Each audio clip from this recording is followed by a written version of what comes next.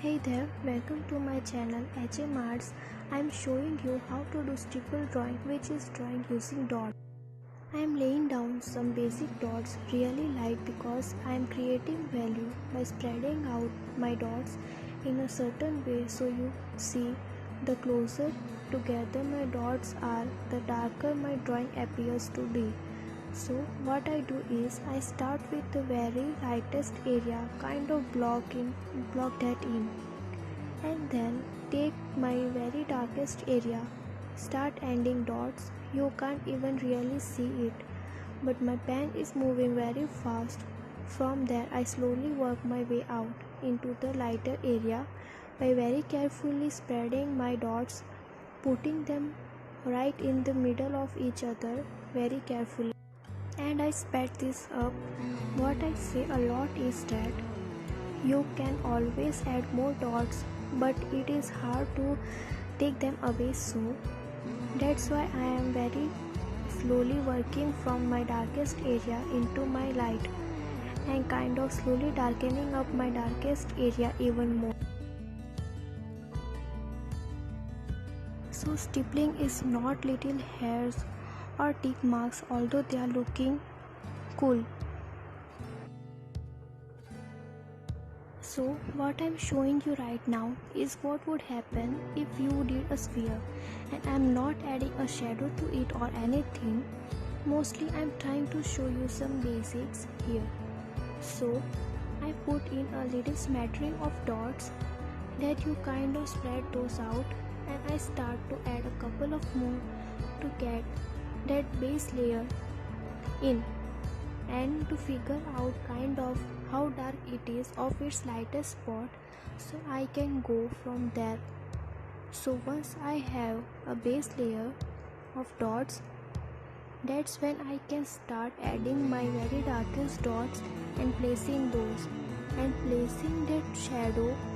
So in my case, that would be right across from the light source on my sphere, and you will notice even though it's my darkest area, it took me a second to really darken it. I am in fact doing actual dots and not scribbly.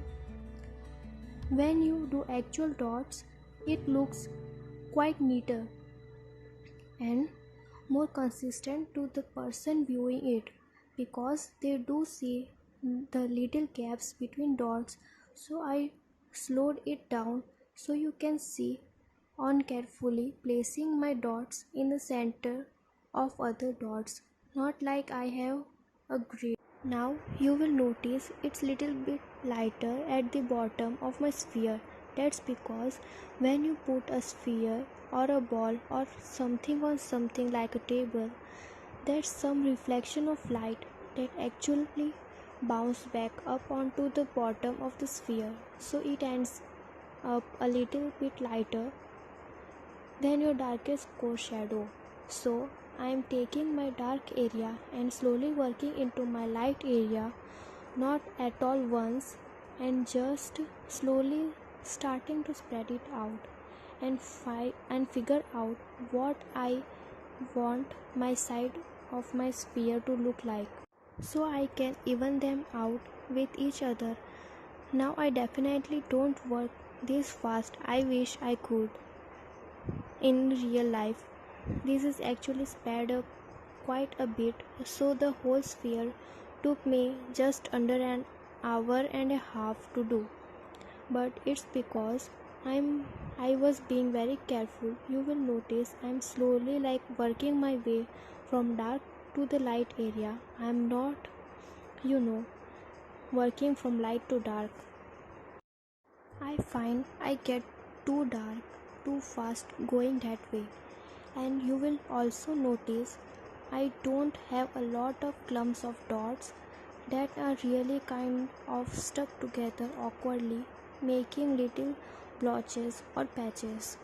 You want to save yourself some hassle later by spreading your dots out very carefully from get go, because you do have to make your drawing a little bit darker, you even those out. So now what I'm doing is I'm adding dots that are a little smaller than the other dots to even out the clumps and even out the shading. So instead of pressing with the regular force with the pen, I'm just kind of very lightly tapping the paper and making the smallest, hardest to see dots ever. Because when you add enough of those, that does even it out and make your shading look really small. If you can't tell, I am a bit perfectionist, so of course I spent a while evening my out. That's actually what I spend a lot of time doing. I am just evening it out. You could see the different sized dots at that point. So what you see now is the final product. Anyway, thank you so much for learning with me. If you did like to learn more, please subscribe, or if you comment below, give me like. Anyway, thank you so much.